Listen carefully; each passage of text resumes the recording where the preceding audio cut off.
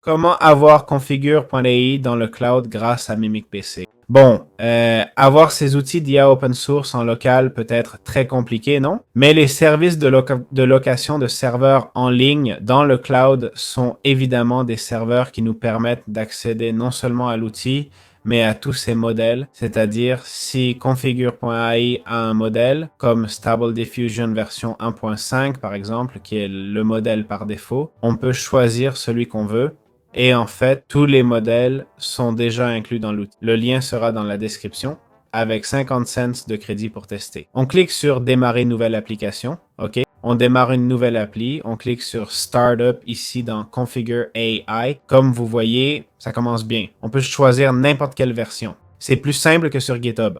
On va prendre la version 3.12, celle qu'il conseille. OK. Le vert, c'est la meilleure qualité et latest, c'est la plus récente. Ici, on choisit le serveur. Ça va de 16 à 48 RAM avec 64 Go de RAM. Évidemment, le prix augmente avec la puissance. Je choisis Bargain. Ça veut dire qu'on n'a pas toujours accès au serveur, ok? Notre session peut être coupée, mais en échange, c'est moitié prix. Vous voyez? Perso, je trouve que ça vaut le coup.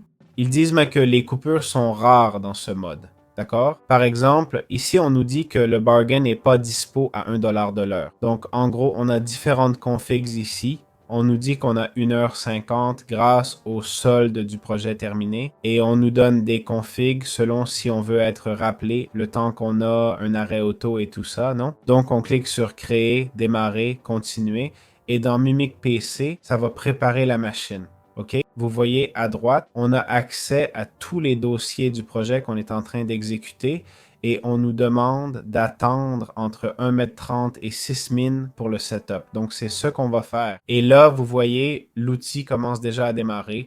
On va rien faire, juste vous montrer que ça marche et vous épater en vous donnant accès à tous les modèles. Voilà, le serveur a démarré, il charge. Regardez, on a le checkpoint avec tous les modèles. Okay? Bref, on a accès à tout. C'est aussi simple que ça. Pour arrêter le serveur, on clique sur Stop. Okay? Et voilà, c'est fait.